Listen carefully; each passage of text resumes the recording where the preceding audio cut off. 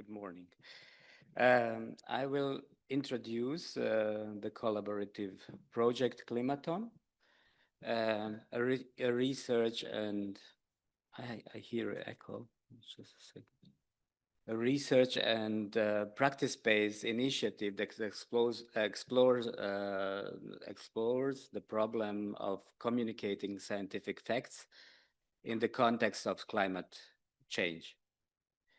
It addresses the growing social unwillingness to trust scientific knowledge and the absence of a cultural approach to the Earth as a holistic entity.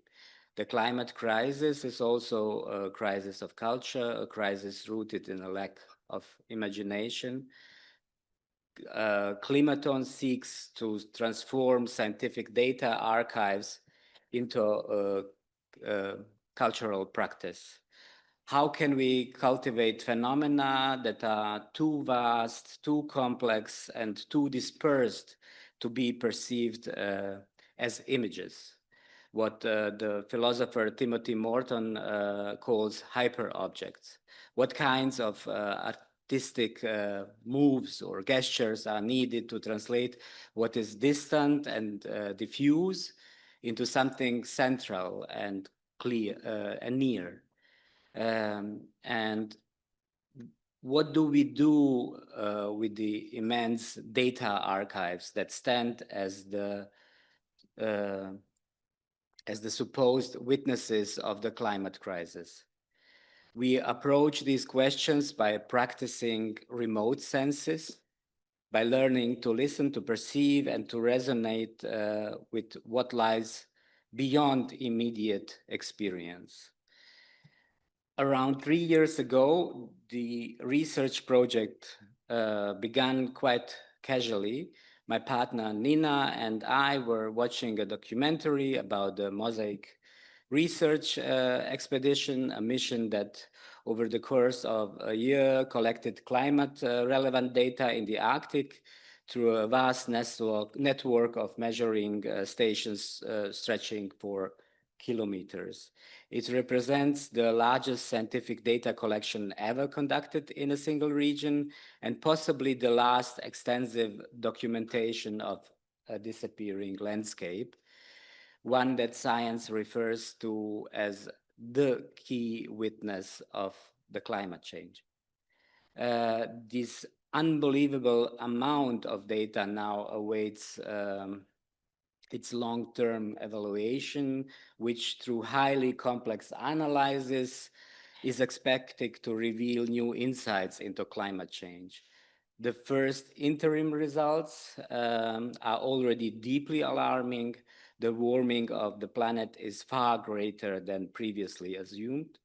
The Arctic may become completely ice-free for the first time in 8 million years, as early as September 2030. So we will probably witness that as the first humans.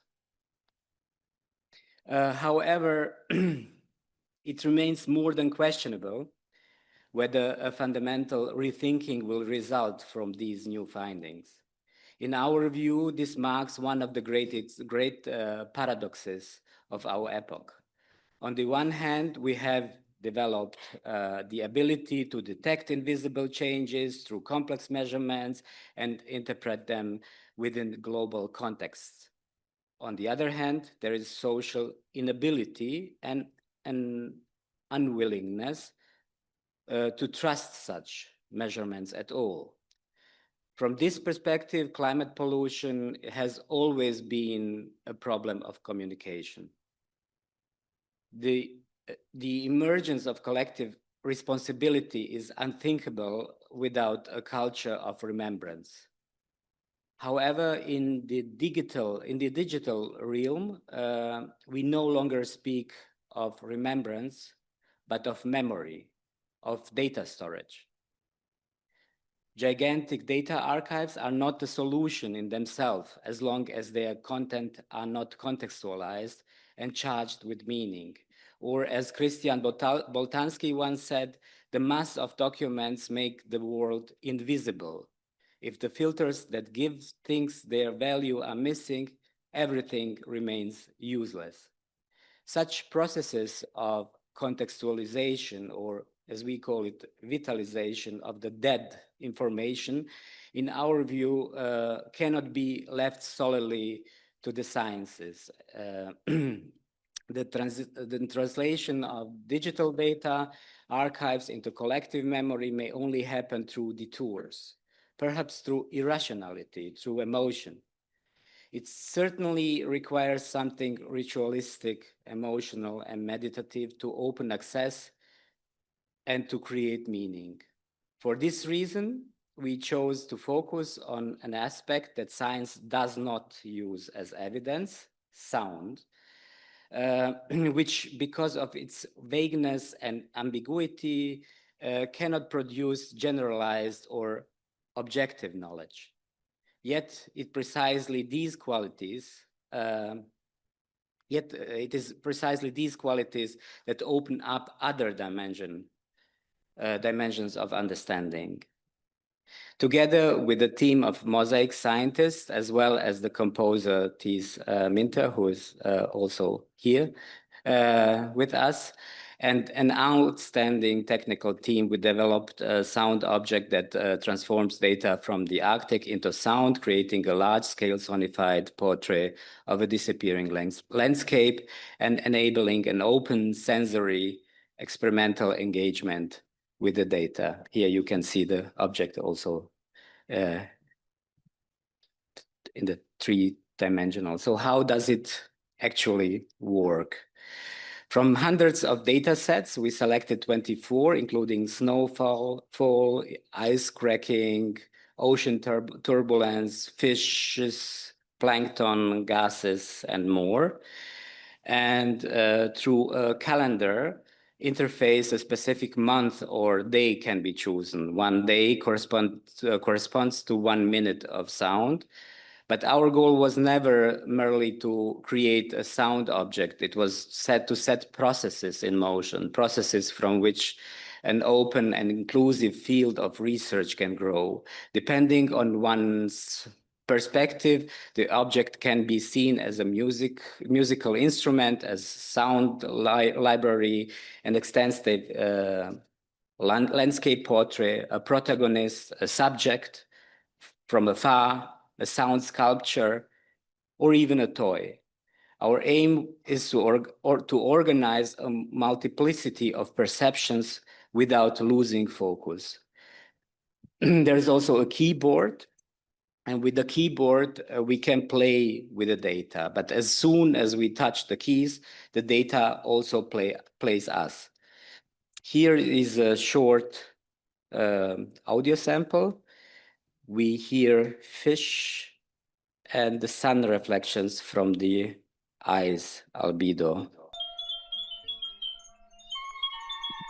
Do we hear it?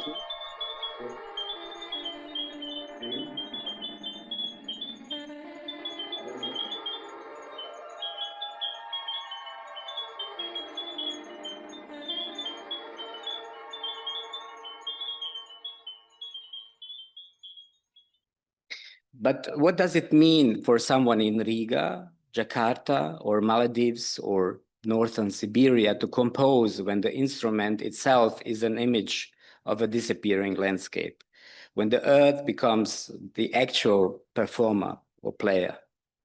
What kinds of shifts does this create within artistic practice? And is there any added value from a purely scientific perspective? How can a landscape be heard on its own terms? We aim to explore how climate data can be engaged with beyond established scientific methods, testing these approaches in different environments and contexts. We understand Climaton as a platform, a space for encounters, geographical, cultural, and disciplinary. It is space that allows us to linger with the problem for as long as possible, or as Dana Haraway puts it, to stay with the trouble. The focus is not merely on expanding our knowledge in conventional ways, but on becoming aware of our unknowing, and finding ways to engage with it. Our vision is to enable people to create their own forms of art, to write, to sing, dance, compose, cry, lament, or mediate, to respond in whatever way they feel the urgency and necessity to respond, simply to engage in artistic research by all available means. In this sense, practicing remote senses becomes a way of staying attuned to what is distant, of sensing connections that are invisible yet essential. Seeing, in this context does not arise through observation, but from resonance and relation, through a being with. It is about understanding encounters as a form of protest and creating these encounters as acts of resistance against the illusion of autonomy. Because we are dependent on everything else, on bees, swallows, biotopes, plants, viruses, and the climate itself. To be autonomous, therefore, is a completely misguided idea. Instead, as Bruno Latour suggested, we must learn how to become heteronomous, I'm sorry. For our first gathering around Climaton, we invited gatherings around Climaton, we invited artists, writers, and composers from different parts of the world to engage artistically with the sound instrument and its constellation of themes and ideas. We received wonderful, wonderful works in return, as yesterday as well, full of intimate sincerity and artistic intensity. From these fragments, we eventually developed collective performances. Here are some images. And here is an excerpt from the first Climaton show in 2023. Composer and artist Daniel Dominguez Teruel performs his piece Listening Exercise number 1 to 5, and the text was written by author Sivan Ben Yeshai.